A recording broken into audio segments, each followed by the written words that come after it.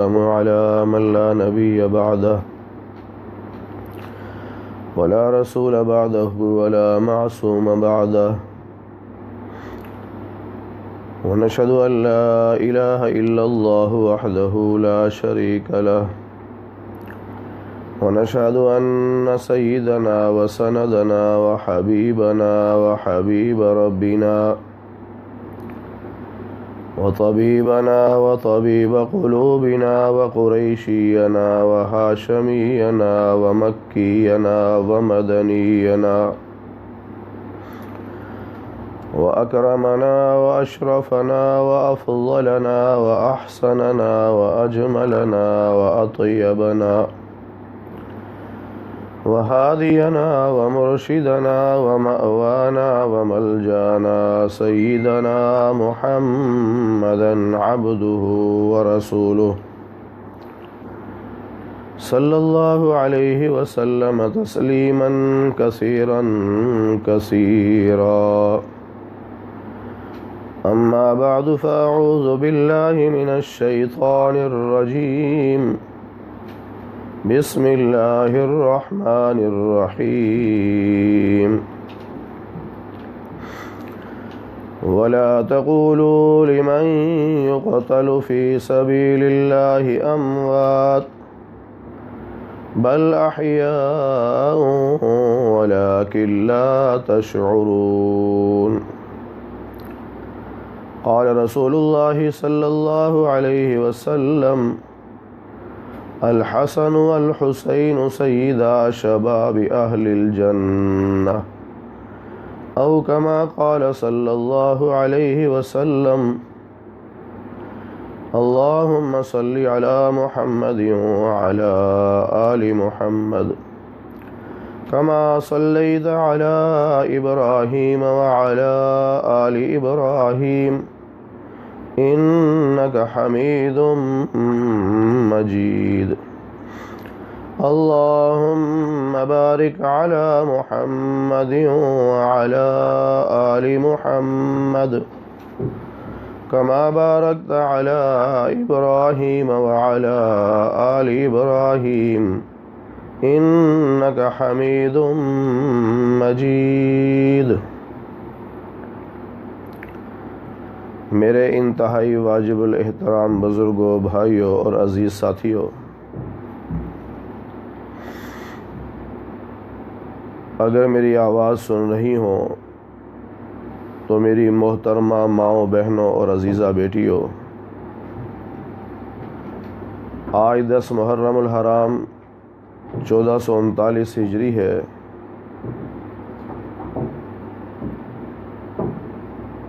آپ حضرات نے بہت سارے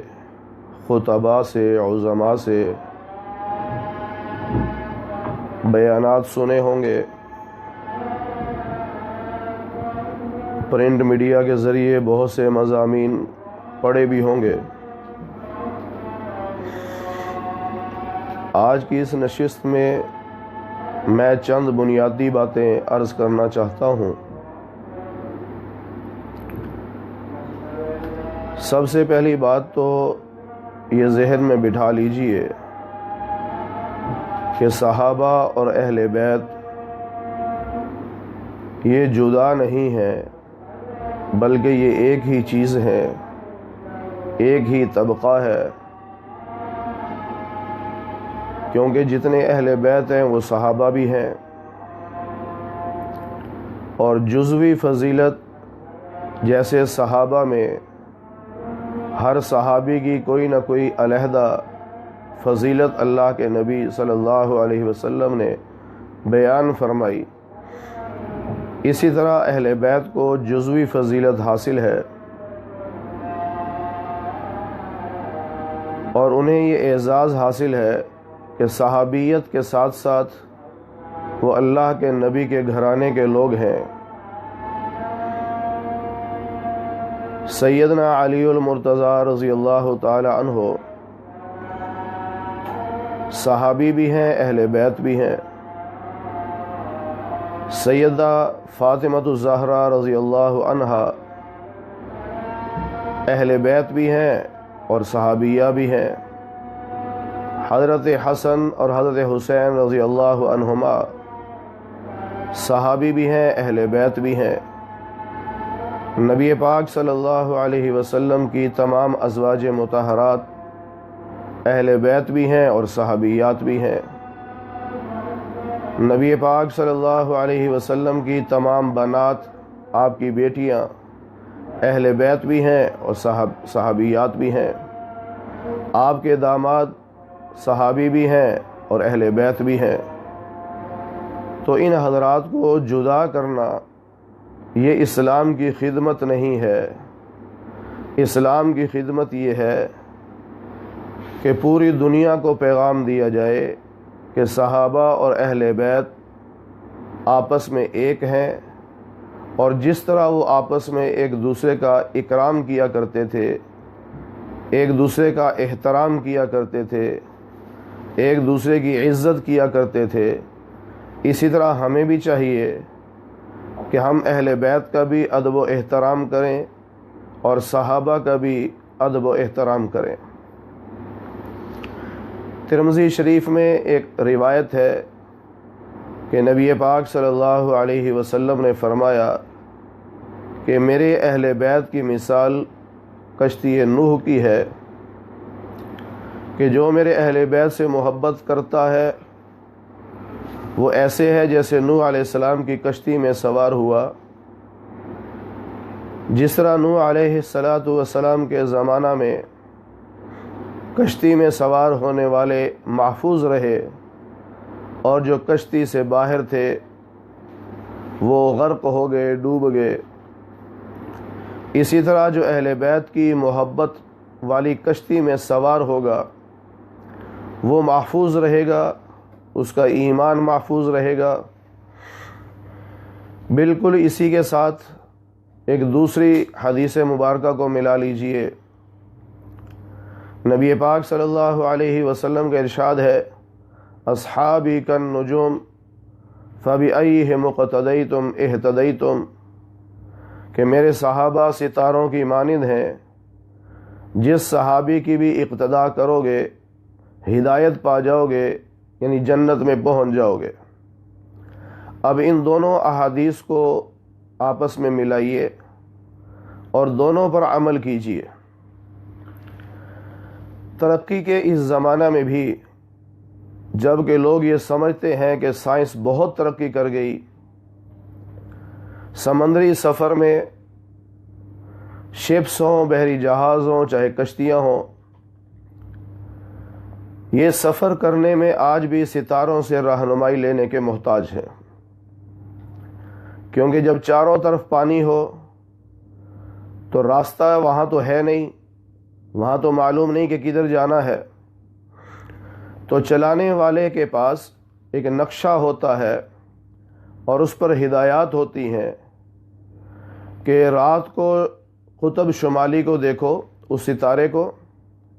اور اس سے دائیں یا بائیں اتنی ڈگری پر تم چلو گے تو فلاں ملک آئے گا۔ تو آج بھی بحری سفر میں ستاروں کی محتاجی ہے۔ بالکل اسی طرح نبی پاک صلی اللہ علیہ وسلم کا ارشاد ہے کہ میرے اہل بیت کی محبت والی کشتی میں سوار ہونے والوں، یہ مت سمجھو کہ تمہیں ستاروں کی ضرورت نہیں ہے، بلکہ میرے صحابہ جو ستارے ہیں تمہیں ان کی ضرورت ہوگی، ان سے رہنمائی لوگے تو تمہیں منزل ملے گی، اگر ان سے رہنمائی نہیں لوگے تو تمہیں منزل نہیں ملے گی۔ تو اس لیے ہم اللہ کا شکر ادا کرتے ہیں، اور تمام مسلمانوں کو چاہیے اس پہ اللہ کا شکر ادا کریں کہ ہم اہل بیت کی محبت کی کشتی میں سوار ہیں اور صحابہ جیسے ستاروں سے رہنمائی لے رہے ہیں اور اپنی جنت والی منزل کی طرف رواں دواں ہیں، اور اللہ سے یہ دعا کرتے ہیں کہ اللہ موت تک اہل بیت کی محبت کی کشتی میں سوار رکھ اور صحابہ جیسے ستاروں سے رہنمائی لینے کی توفیق نصیب فرما۔ کبھی کوئی لمحہ ایسا ہم پہ نہ آئے کہ ہم اہل بیت کی محبت سے ہٹ جائیں یا ہم صحابہ کی محبت سے ہٹ جائیں۔ میرے پیر و مرشد سید نفیس الحسینی شاہ صاحب رحمۃ اللہ علیہ نے یہ فرمایا، اور ہمارے تمام اکابر نے یہی فرمایا کہ صحابہ سے محبت ایمان کا حصہ ہے، اہل بیت سے محبت بھی ایمان کا حصہ ہے۔ اگر کوئی شخص صحابہ سے محبت کرتا ہے مگر اہل بیت سے محبت نہیں کرتا تو وہ مسلمان کہلانے کا حقدار نہیں ہے۔ اسی طرح اگر کوئی اہل بیت سے محبت کرتا ہے مگر صحابہ سے محبت نہیں کرتا تو وہ بھی مسلمان کہلانے کا حقدار نہیں ہے۔ سید نفیس الحسینی شاہ صاحب رحمۃ اللہ علیہ فرمایا کرتے تھے کہ میرے دو ہاتھ ہیں، ایک ہاتھ میں صحابہ کا دامن ہے اور دوسرے ہاتھ میں اہل بیت کا دامن ہے۔ ہم صحابہ سے محبت بھی ایمان کا حصہ سمجھتے ہیں اور اہل بیت سے محبت بھی ایمان کا حصہ سمجھتے ہیں، اور جس کا یہ نظریہ اور عقیدہ ہوگا وہ ناجی ہوگا، نجات پانے والا ہوگا، وہ جنت میں جانے والا ہوگا۔ تو ایک تو بنیادی چیز جو میں سمجھانا چاہ رہا تھا وہ یہ ہے کہ ہر مسلمان کے دل میں جس طرح صحابہ کی محبت ہے اس سے بڑھ کر اہل بیت سے محبت بھی ہونی چاہیے، اور اہل بیت کی جس طرح محبت ہے ان سے بڑھ کر صحابہ کی محبت بھی دل میں ہونی چاہیے۔ دوسری بات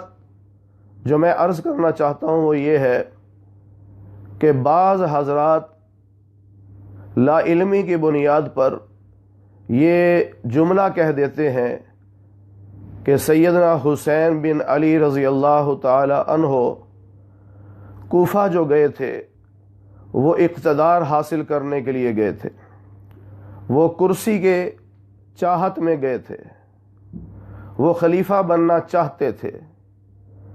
دیکھیے میرے امام پر اتنا گھٹیا الزام نہ لگائیے۔ وہ امام جو امام الشہداء ہیں، جنہوں نے کربلا کے میدان میں 70-72 نفوس کی قربانی دی ہے، وہ امام جو امام الانبیاء کی گود میں کھیلے ہیں، میرے وہ امام جنہوں نے اللہ کے پاک پیغمبر کی زبان چوسی ہے، میرے وہ امام جن کو اللہ کے پاک پیغمبر صلی اللہ علیہ وسلم نے فرمایا کہ حسن اور حسین جنت کے نوجوانوں کے سردار ہیں، جسے اللہ کے پاک پیغمبر صلی اللہ علیہ وسلم جنت کے نوجوانوں کا سردار قرار دیں، جو کہ انسان کی عظمت اور بڑائی کے لیے بہت بڑا رتبہ ہے۔ اس کے بعد کرسی کی حیثیت کیا رہ جاتی ہے، اقتدار کی حیثیت کیا رہ جاتی ہے؟ میرے امام کے اس چلن کو، ان کے دامن کو، ان کی دستار کو میلا کرنے کی کوشش مت کیجیے۔ وہ کرسی کے لیے نہیں گئے تھے، وہ اقتدار کے لیے نہیں گئے تھے، بلکہ آپ اپنے اکابر کی کتابیں پڑھیے۔ اصل بات یہ تھی جو حضرت حسین رضی اللہ تعالی عنہ نے، صرف آپ نے نہیں بلکہ آپ کے ساتھ حضرت عبداللہ بن زبیر، حضرت عبداللہ بن عباس رضی اللہ عنہما، اسی طرح حضرت عبد الرحمن بن ابی بکر رضی اللہ عنہ، اور اسی طرح حضرت حسین رضی اللہ عنہ، یہ جو بڑے بڑے اکابر اور بڑے بڑے حضرات تھے، ان کے پاس حضرت امیر معاویہ رضی اللہ تعالی عنہ خود چل کر مدینہ منورہ تشریف لائے، اور آپ نے ان سے یہ درخواست کی کہ شام اور عراق کے لوگ یزید کے ہاتھ پر بیعت کر چکے ہیں، میرے وفات کے بعد یزید کو خلیفہ وہ مان چکے ہیں، تو آپ بھی ایسا کر لیں کہ آپ بیعت کر لیں۔ تو ان بڑے اکابر نے انکار کر دیا کہ ہم یزید کو خلیفہ نہیں سمجھتے اور نہ ہم اسے اس کا مستحق سمجھتے ہیں کہ وہ خلیفہ بنے۔ بہرحال گفتگو ہوتی رہی، یہاں پر ایک عجیب بات یہ بھی پیش آئی کہ سیدنا امیر معاویہ رضی اللہ تعالی عنہ نے امی عائشہ رضی اللہ تعالی عنہا کے پاس جا کر شکایت لگائی کہ دیکھیے حسین یزید کی خلافت کو نہیں مان رہے، عبداللہ بن زبیر نہیں مان رہے، عبداللہ بن عمر نہیں مان رہے، عبداللہ بن عباس نہیں مان رہے، اور عبد الرحمن بن ابی بکر نہیں مان رہے۔ آپ ان کو سمجھائیے کہ امت کا ایک بہت بڑا طبقہ شام اور عراق کے لوگ یزید کو خلیفہ مان چکے ہیں، تو آپ ان کو سمجھائیے کہ یہ بھی خلیفہ مان لیں۔ تو امی عائشہ رضی اللہ تعالی عنہا نے فرمایا کہ مجھے یہ اطلاع ملی ہے کہ آپ ان حضرات پہ سختی کرتے ہیں اور انہیں قتل کی دھمکیاں دیتے ہیں کہ اگر یزید کی بیعت نہ کی تو قتل کر دیے جاؤ گے، تو امیر معاویہ رضی اللہ تعالی عنہ نے فرمایا کہ یہ بات جھوٹ ہے، میں نے کبھی ایسا نہیں کہا اور نہ میں ایسا سوچ سکتا ہوں کہ میں ان حضرات کو قتل کرواؤں۔ ہاں اتنی بات ہے کہ میں چاہتا ہوں کہ یہ یزید کی بیعت کر لیں، اس لیے کہ اگر یہ یزید کی بیعت نہیں کرتے تو پھر بہت بڑے طبقے سے بیعت واپس لینا آسان کام نہیں ہے، وہ بہت مشکل ہے، اس سے امت میں انتشار پیدا ہوگا۔ تو یہاں پر جو بات سمجھنے کی ہے، ایک تو یہ بات ہے کہ حضرت حسین رضی اللہ تعالی عنہ اقتدار کے لیے نہیں گئے تھے، بلکہ وہ خلافت کے نظام کو بچانے کے لیے گئے تھے، وہ ملوکیت اور آمریت کے نظام سے اسلام کی تاریخ کو میلہ ہونے سے بچانے کے لیے گئے تھے۔ دوسری بات یہاں یہ بھی ذہن میں رکھیے کہ سیدنا امیر معاویہ رضی اللہ تعالی عنہ ہمارے سر کا تاج ہیں، وہ صحابی رسول ہیں، وہ خال المسلمین ہیں، وہ کاتب وحی ہیں، اور وہ صحابی ہیں، اور صحابی کے بارے میں غلط سوچ رکھنا یا ان پہ تنقید کرنا یا ان پہ تبصرہ کرنا یہ اہل سنت والجماعت کا وتیرہ نہیں ہے، اور نہ ان کے لیے یہ جائز ہے۔ ہم حضرت امیر معاویہ رضی اللہ تعالی عنہ پر کسی قسم کا بھی الزام برداشت نہیں کر سکتے، کیونکہ وہ صحابی رسول ہیں، نہ ان کی نیت میں شک کیا جا سکتا ہے۔ ہاں چونکہ انہوں نے امت کے مفاد کو دیکھا، اور ایسا ہو جاتا ہے کہ بعض دفعہ مجتہد سے بھی غلطی ہو جاتی ہے، وہ اس کو بہتر سمجھ رہا ہوتا ہے لیکن مستقبل کے حالات بتاتے ہیں کہ وہ فیصلہ صحیح نہیں تھا، بہتر نہیں تھا، تو اس میں امیر معاویہ رضی اللہ تعالی عنہ کی نیت پہ ایک ذرہ برابر بھی شک کرنے کی گنجائش نہیں ہے۔ اسی طرح سیدنا امیر معاویہ رضی اللہ تعالی عنہ کو ان جلیل القدر صحابہ نے مشورہ دیا کہ دیکھیے اب تک خلافت کے بارے میں جو سنت چلی آئی ہے وہ 3 طریقے کی ہے، آپ اس پہ عمل کر لیں، ہم آپ کے ساتھ ہیں۔ پہلا، نبی پاک صلی اللہ علیہ وسلم کا عمل، آپ نے کسی کو خلیفہ مقرر نہیں فرمایا تو آپ بھی کسی کو مقرر نہ فرمائیں، آپ کے بعد امت جس پر متفق ہو جائے گی وہ خلیفہ بن جائے گا۔ دوسرا طریقہ سیدنا ابوبکر صدیق رضی اللہ تعالی عنہ کا تھا کہ جنہوں نے اپنے بعد سیدنا عمر بن خطاب رضی اللہ تعالی عنہ کو خلیفہ مقرر کر دیا، اور کسی نے اعتراض نہیں کیا، سب سمجھتے تھے کہ اس وقت امت میں سیدنا عمر ہی اس قابل ہیں کہ انہیں خلیفہ بنایا جائے۔ اور تیسرا طریقہ یہ تھا جو سیدنا عمر بن خطاب رضی اللہ تعالی عنہ نے اختیار کیا تھا کہ 6 صحابہ کی کمیٹی بنا دی تھی کہ میری نظر میں یہ 6 کے 6 اس قابل ہیں کہ انہیں خلیفہ بنایا جائے، اب ان 6 کو چاہیے کہ آپس میں فیصلہ کر لیں اور آپس میں مل کر کسی ایک کو خلیفہ مقرر کر لیں۔ تو ان جلیل القدر صحابہ نے سیدنا امیر معاویہ رضی اللہ تعالی عنہ کو یہ مشورہ دیا کہ آپ ان تینوں میں سے کوئی ایک کام کر لیں۔ بہرحال سیدنا حسین رضی اللہ تعالی عنہ نے اور ان جلیل القدر صحابہ نے یزید کو خلیفہ ماننے سے انکار کر دیا تھا۔ وہ کہتے تھے کہ سیدنا ابوبکر صدیق اپنے دور میں اگر چاہتے تو یزید سے بہتر اپنی اولاد کو خلیفہ بنا سکتے تھے، لیکن انہوں نے یہ طریقہ اختیار نہیں کیا، لہٰذا آپ بھی اپنے بیٹے کو خلیفہ نہ بنائیں بلکہ امت کے حال پہ چھوڑ دیں، امت جس کو چاہے گی خلیفہ بنا لے گی۔ اب اگلی بات یہ ہے کہ سیدنا حسین رضی اللہ تعالی عنہ وہاں مدینہ میں تھے، اور آپ کو اطلاع ملی کہ مدینہ کے گورنر ولید بن عتبہ بن ابی سفیان نے آپ کو طلب کیا۔ جب آپ کو طلب کیا تو آپ عبداللہ بن زبیر کے ساتھ تشریف لائے۔ پہلے تو ان دونوں نے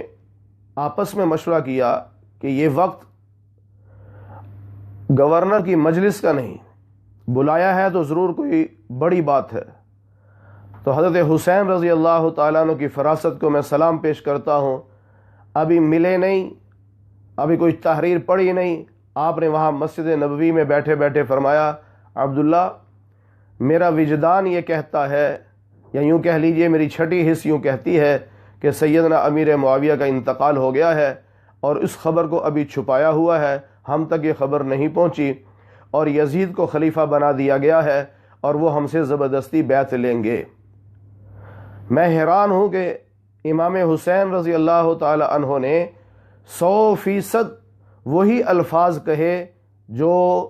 گورنر مدینہ چاہ رہا تھا اور جو اس کی سوچ تھی۔ تو عبداللہ بن زبیر نے فرمایا کہ پھر کیا کرنا چاہیے؟ انہوں نے کہا میں اپنے نوجوانوں کو ساتھ لے کے جاتا ہوں، میرے کچھ نوجوان گھر کے باہر کھڑے ہوں گے اور ہم اندر جائیں گے، اگر کوئی خطرہ ہوا تو یہ نوجوان ہماری مدد کریں گے۔ آپ دونوں تشریف لے گئے، اندر گئے تو جا کے حیران ہو گئے کہ مروان بن حکم وہ بھی تو اندر بیٹھا ہوا ہے۔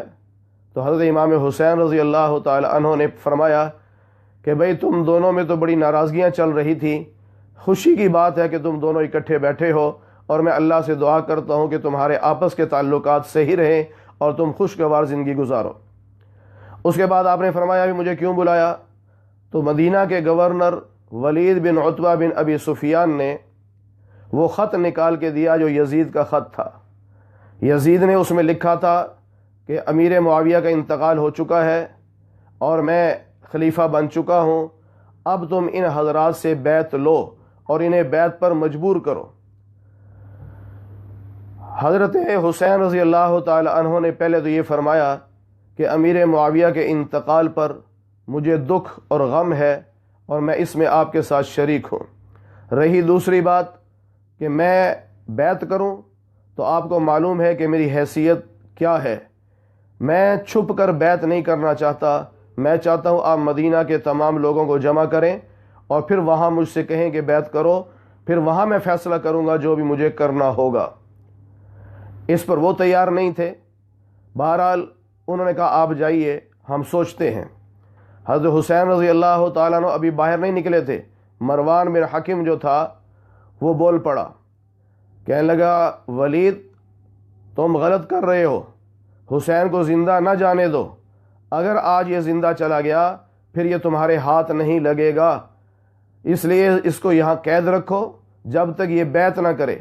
اگر یہ بیعت سے انکار کرے تو اسے قتل کر دو۔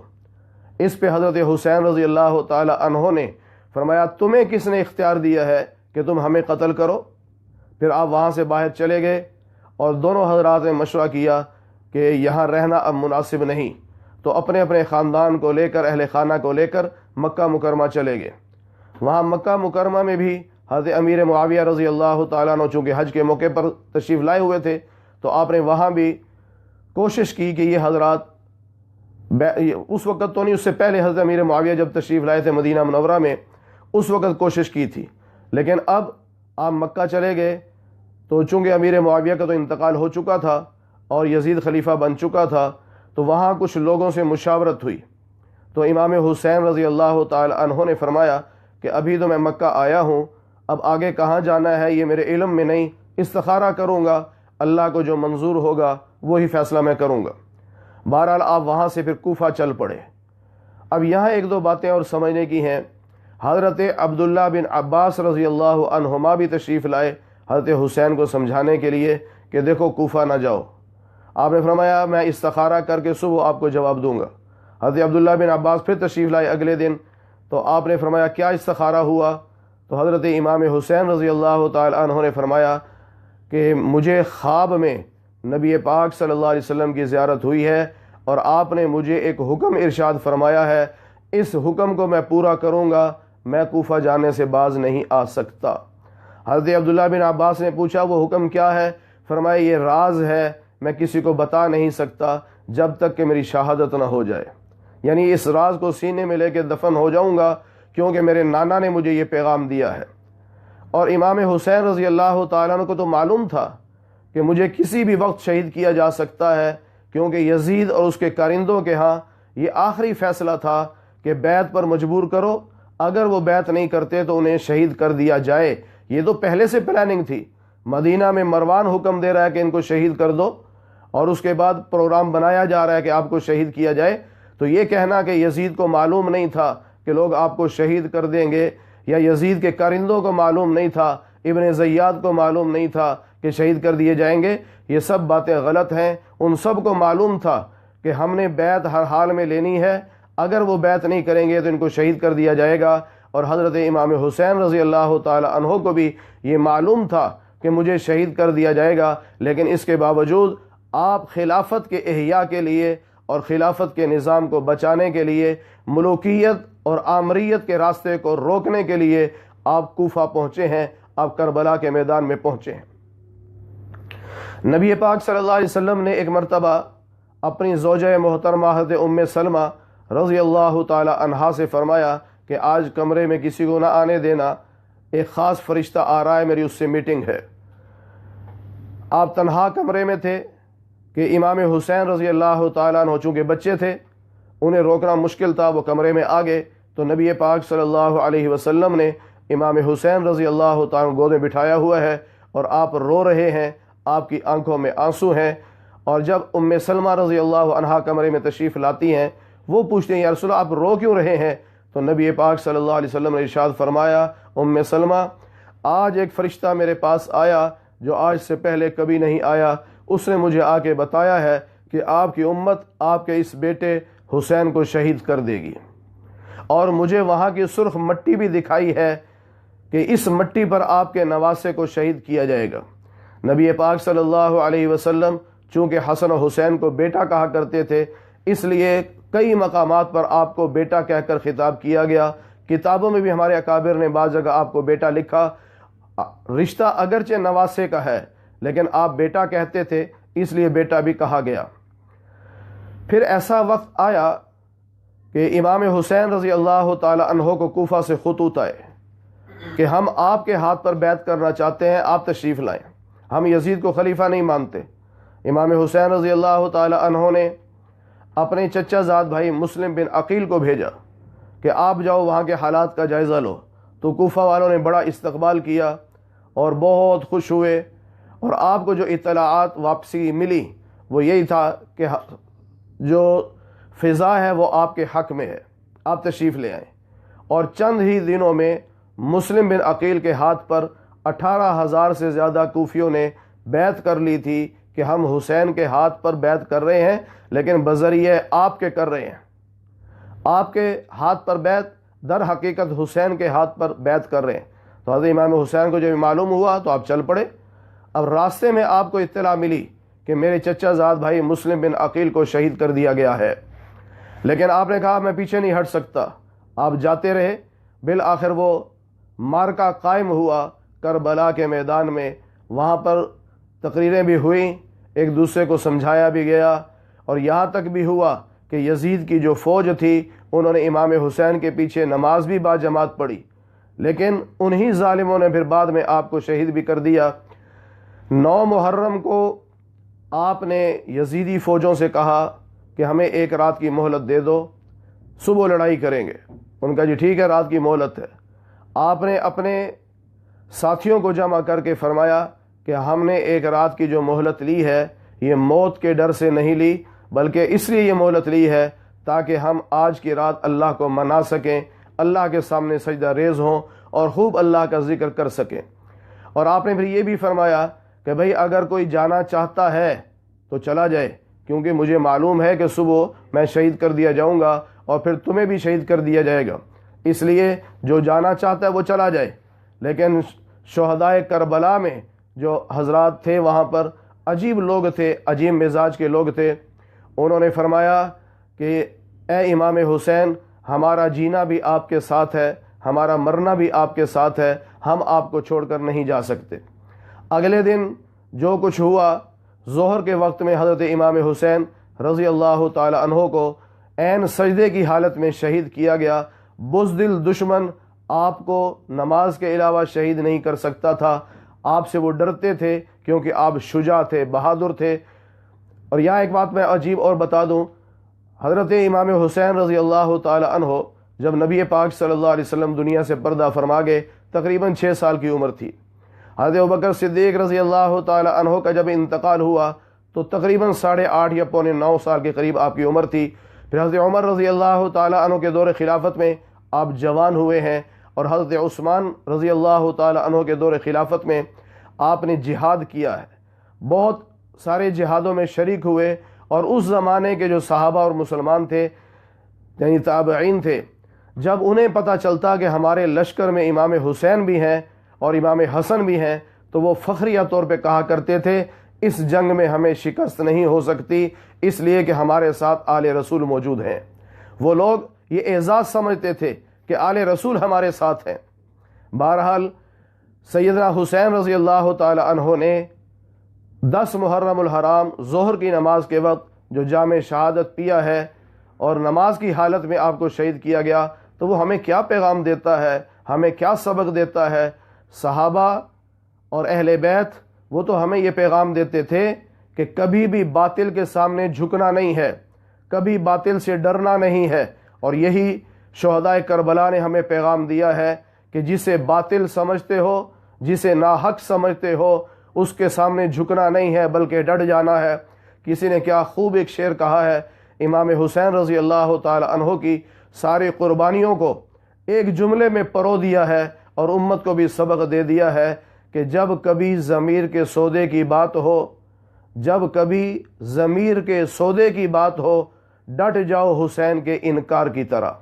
امام حسین نے جب یزید کو حق پہ نہیں سمجھا اور وہ پیار محبت سے، کبھی دھونس دھاندلی سے، کبھی طاقت کے ذریعے سے، کبھی قتل کی دھمکیاں دے کر آپ سے بیعت جو لینا چاہتے تھے، آپ کے ضمیر نے یزید کو خلیفہ تسلیم نہیں کیا تو آپ نے پھر اس کے ہاتھ پر بیعت نہیں کی۔ اور اسی طرح کربلا کے میدان سے ہمیں پیغام کیا ملتا ہے؟ آپ نے اپنے گھر والوں کو جو نصیحتیں فرمائی تھیں اس میں صبر و تحمل تھا،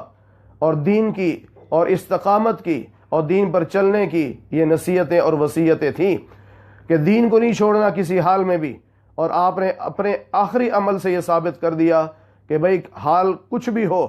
حالات جیسے بھی ہوں، نماز کو نہیں چھوڑنا۔ اگر قاتل تمہارے سر پر تلوار لے کے کھڑا ہو اور تم نماز میں ہو تو نماز نہ چھوڑنا، اس لیے کہ نماز اللہ سے ملانے کا ذریعہ ہے، نماز تو مومن کی معراج ہے، اور نماز تو ایمان کے بعد سب سے پہلا فرض ہے۔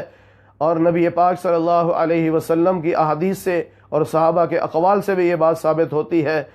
کہ جو نماز نہیں پڑھتا اسے مسلمان کہلانے کا حق نہیں ہے۔ کافر اور مسلمان کے درمیان فرق نماز کرتی ہے، تو امام حسین نے آخری وقت میں بھی نماز پڑھ کر ہمیں بھی سبق دیا ہے۔ ہمارے ایک بہت بڑے عالم دین تھے مولانا عبدالشکور دین پوری رحمۃ اللہ علیہ، میں نے ان کی زبان سے یہ اشعار سنے۔ وہ اکثر ایسے موقع پر یہ اشعار پڑھا کرتے تھے